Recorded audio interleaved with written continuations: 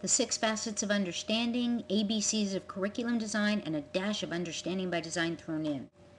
So, reminder, what are we really trying to do? We being educators. And who are we actually dealing with? So realistically, what can we do? All right, this alleged world of tomorrow we're all working towards, I can't tell you how many times I've used this, particularly in public speaking. So understanding by design, little refresher from intro chaps 1 and 2. I cannot stress transferability enough. This truly is our drinking gourd.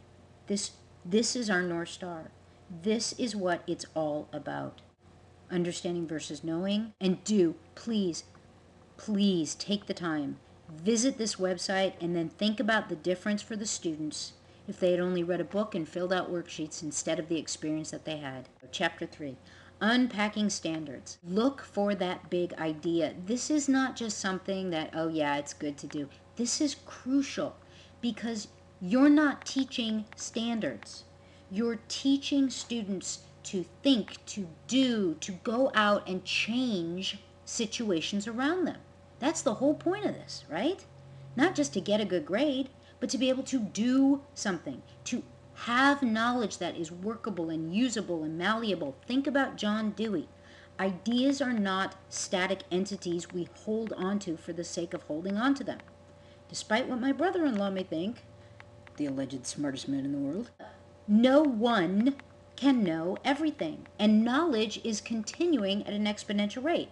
You already know that from watching your movies. So this idea that the standard is the be-all end-all, not quite. The standard is our guide, but around that we need to look at what does that relate to? What are the performance indicators? What is the standard helping me figure out what my students need to do? Look for those key nouns. Look for those adjectives and verbs. We are focusing on action, not just on regurgitation. The students have to be able to do, build, explore, examine, deconstruct, reconstruct something. There has to be an action involved, not sit down and repeat the same word problem 450 times. That will not translate in the outside world. That will not be usable or transferable. So this leads us into the 6 facets of understanding.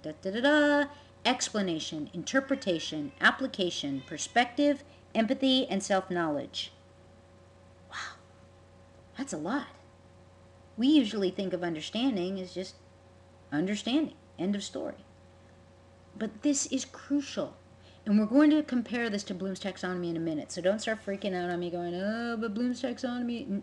Okay, they are strongly related. And I know a lot of you are used to Bloom's taxonomy and will prefer that. But for the purposes of this course, I really want you to focus in on the 6 facets of understanding. And there's a reason why. Look at how in-depth we get. Explanation. Why is X as it is? What events came together to make X happen? That's a part of understanding, but it's not the whole of it. Interpretation.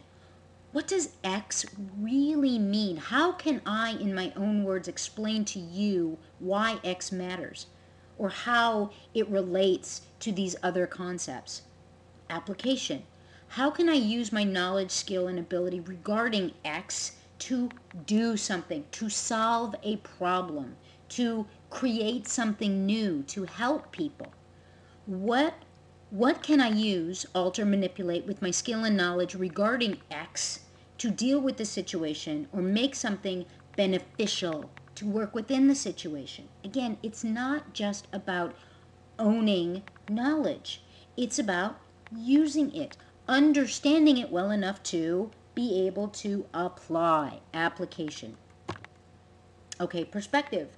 From what point of view is X being presented, discussed, assessed, praised, especially now in this insane media environment that we're living in, where, and I'm sorry if I'm going to burst somebody's bubble here, there's no such thing as neutral.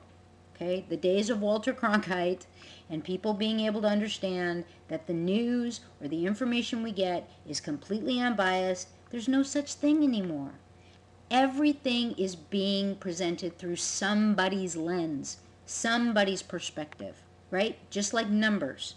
Anybody who's taken a stats course can tell you you can make anything, say anything you want. You just keep crunching the numbers long enough and you'll get to a percentage you like.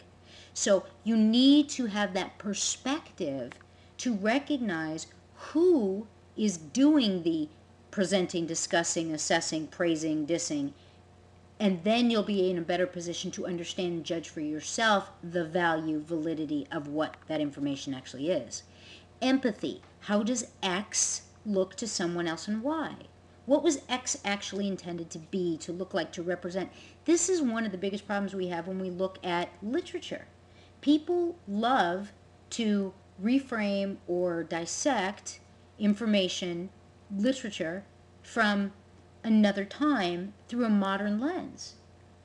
Just not that long ago, To Kill a Mockingbird had its 50th birthday, anniversary of publication, and there were all kinds of interesting discussions going on. People saying, well, but the author, she didn't, give enough perspective to the man on trial, and she didn't write her African American characters in rich enough terms, and blah, blah, blah.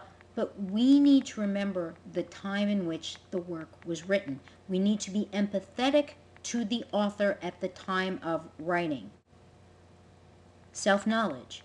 How does who I am, affectively, behaviorally, and cognitively, which we'll get to in a minute, shape my views on this? What about me is making it hard for me to understand that? Why do I believe this, and why this is important? Self-knowledge is a crucial part of understanding, and it is so often left out because people don't recognize that, again, there is no such thing as just neutral information floating out there in outer space.